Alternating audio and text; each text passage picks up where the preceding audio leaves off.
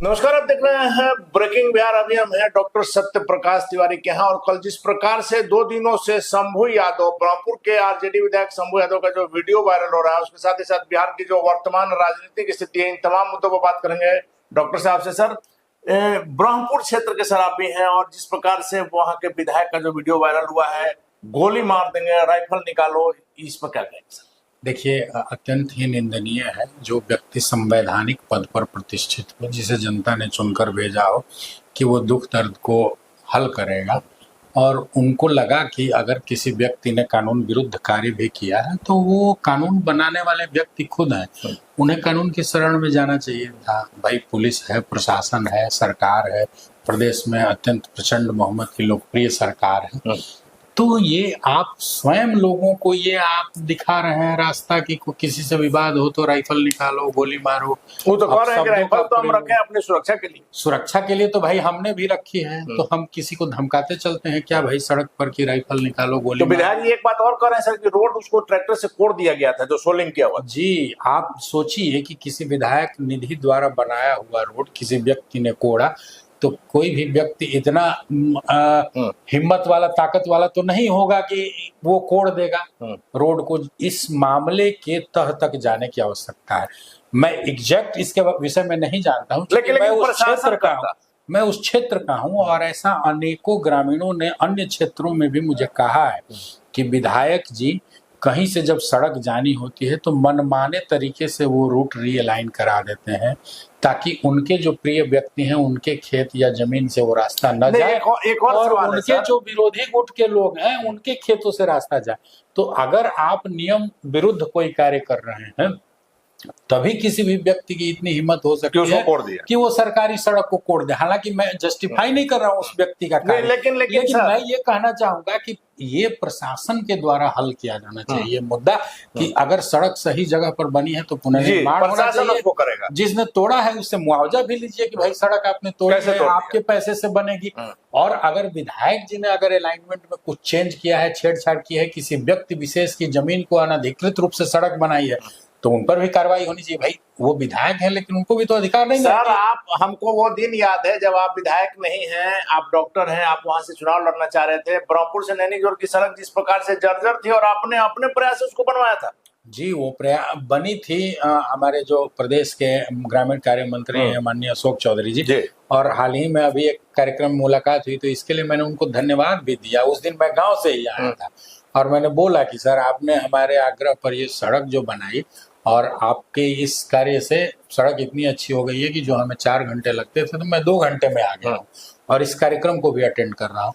तो विकास के कार्य तो सतत और निरंतर चलने चाहिए, लेकिन विकास के नाम पर किसी व्यक्ति विशेष को प्रताड़ित नहीं करना चाहिए। शंभू यादव पर कार्रवाई होनी चाहिए, बिल्कुल होनी चाहिए। विधि सम्मत कार्रवाई एक सामान्य छोटे व्यक्ति से लेके बड़े से बड़े व्यक्ति, कोई भी अगर कानून को तोड़ता है, कानून को अपने हाथ में लेता है, ये लालू जी वाला जंगल राज वाला माहौल। लालू जी के विधायक है सर, लालू जी के विधायक हैं, लालू जी के अंगरक्षक भी रहे हैं, तो उनकी ट्रेनिंग तो उसी माहौल में हुई। लेकिन शासन में नहीं चलेगा। लालू जी के जमाने में तो यही होता होगा कि निकाल राइफल, रे कहाँ है, राइफल के दम पर निर्माण होता है, राइफल के दम पर निर्माण। तो उनकी ट्रेनिंग तो उसी माहौल में हुई है, लेकिन उनको अपना कार्यकलाप बदलना होगा, उनको नए तौर तरीके सीखने होंगे कि यहाँ कानून का राज है, यहाँ एक विकास के लिए सतत अग्रसर प्रदेश में एक अच्छी लोकप्रिय सरकार है, और यहाँ संविधान से ही देश और प्रदेश चले। नहीं तो विधायक जी पर भी कानून का डंडा चलेगा। सर, राजद नेता शक्ति यादव ने मुख्यमंत्री नीतीश कुमार को आस्तीन का सांप कहा। जी, देखिए, अब बात है कि राजद को तो अपनी लुटिया पूरी तरह से डूबती दिख रही है। राजद के मन में भय का माहौल है। राजद को ऐसा महसूस हो रहा है कि उनके थोड़ी बहुत सत्ता में आने की जो संभावनाएं थी हाल के बदलते हुए राजनीतिक परिदृश्य में, वो भी समाप्त है। और इस बार 25 सीट पर आए हैं, और अगली बार अब ये एनडीए की सरकार जब 2030 तक चलेगी, तो उसके बाद होने वाले चुनाव में 5 सीट पर वो लोग आ जाएंगे 25 से घट के। और तेजस्वी जी हिंदुस्तान में रहेंगे या फिर परमानेंट विदेश सेटल्ड हो जाएंगे, क्योंकि जैसे ही यहाँ कोई हार होती है तो तुरंत विदेश यात्रा पर निकल जाते हैं। तो मुझे लगता है कि 5 सालों बाद अब उल्टा हो जाएगा, वो परमानेंट विदेश शिफ्ट हो जाएंगे, और यहाँ कभी कभार यहाँ बिहार आएंगे। फारबिसगंज की घटना पर क्या कहेंगे सर? आप लोग लालू जी को तो बहुत पूछते हैं, सरेआम जिस प्रकार से गर्दन काट दिया गया। ये अत्यंत दुखद है, निंदनीय है। और देखिए, मैं तो यही कहूँगा कि इस तरह के व्यक्तिगत जो आक्रोश में अपराध होते हैं, इनको 100% रोकना असंभव है, लेकिन हमें ये आत्मावलोकन की ज़रूरत है कि वहाँ सरेआम जो गर्दन काटी गई, वहाँ आस-पास बहुत लोग हैं, आ जा रहे थे, देख रहे थे। किसी ने बचाने का मदद की प्रयास नहीं किया, किसी ने तुरंत प्रयास, किसी ने तेज हो हल्ला भी किया होता, 10 तो शायद दौड़े होते। तो समाज को भी ये देखना होगा कि लोग कितने माने आत्ममुग्ध हो गए हैं कि सड़क पर दिन दहाड़े अगर किसी के साथ इस तरह का अत्याचार हो रहा है, फिर भी किसी को फर्क नहीं पड़ा। भाई शासन प्रशासन तो देर से आएगा ना, खबर जाएगा तो आएगा। प्रशासन उसको पकड़कर अगर जेल भी डाल दे, फांसी पर भी चढ़ा दे, जो जाने वाला व्यक्ति है उसको तो तभी बचाया जा सकता है जब समाज में ये भावना पनपे कि नहीं भाई, कोई व्यक्ति पीड़ित हो रहा है, प्रताड़ित हो रहा है, तो हम प्रतिकार करेंगे। अगर एक व्यक्ति किसी हथियार से किसी को प्रताड़ित कर रहा है, वहां अगर 100 व्यक्ति सिर्फ दौड़ भी जाएंगे तो वो रुक जाएगा। तो समाज को इस पर सोचने की, गठबंधन के सहयोगी को विश्वास में लिए बिना बीजेपी आजकल काम कर रही है। सर, ताजा उदाहरण हरिवंश जी को फिर से बना दिया गया, जदयू को बताया भी नहीं गया, अचानक से। देखिए, हरिवंश जी राज्यसभा के सदस्य थे भी, और हरिवंश जी को बीजेपी ने या किसी ने नहीं बनाया है।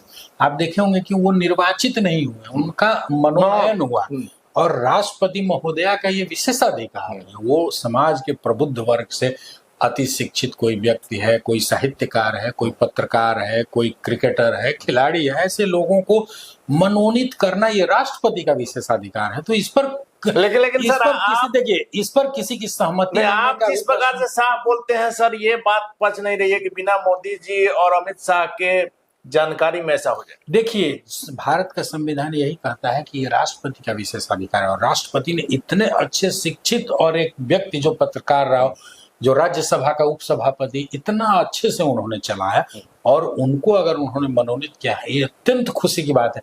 राष्ट्रपति महोदया को ये विशेषाधिकार है और उनको किसी से सलाह लेने की आवश्यकता नहीं है। ये निश्चित रूप से है भाई, भारत का जो संविधान कहता है कि राष्ट्रपति के सारे कार्यों में प्रधानमंत्री सलाह देते हैं, तो ये राष्ट्रपति का विशेषाधिकार है, लेकिन ये राष्ट्रपति की इच्छा पर है, वो सलाह ले सकती हैं, और अगर प्रधानमंत्री जी ने सलाह दी होगी तो हमें उसका स्वागत करना चाहिए। चलिए, आपकी पार्टी इसमें किसी सहयोगी या गठबंधन किसी से पूछने की आवश्यकता, चलिए, आवश्यकता नहीं है। लेकिन भारतीय जनता पार्टी कार्यालय के बाहर कल जिस प्रकार से सम्राट चौधरी का पोस्टर फाड़ा गया, देखिए, ये जांच का विषय है कि आप ही के लोगों ने फाड़ा है सर। जी, मैं यही, आरजेडी ने नहीं फाड़ा है। मैं यही कह रहा हूं कि पोस्टर लगाए भी किसने, क्या पार्टी प्रोटोकॉल के पोस्टर थे, और फाड़े भी किसने, ये जांच का विषय हो सकता है। सारी चीजें तस्वीर में है सर। देखिए, ये हो सकता है कि आरजेडी के लोग ने ही पोस्टर लगा दिया और फाड़ दिया हो, कि अनावश्यक विवाद पैदा किया जाए भाजपा में, ये दिखाने का प्रयास किया जाए कि लोगों के आपसी मनमुटाव हैं या प्रेशर पॉलिटिक्स चल रही है।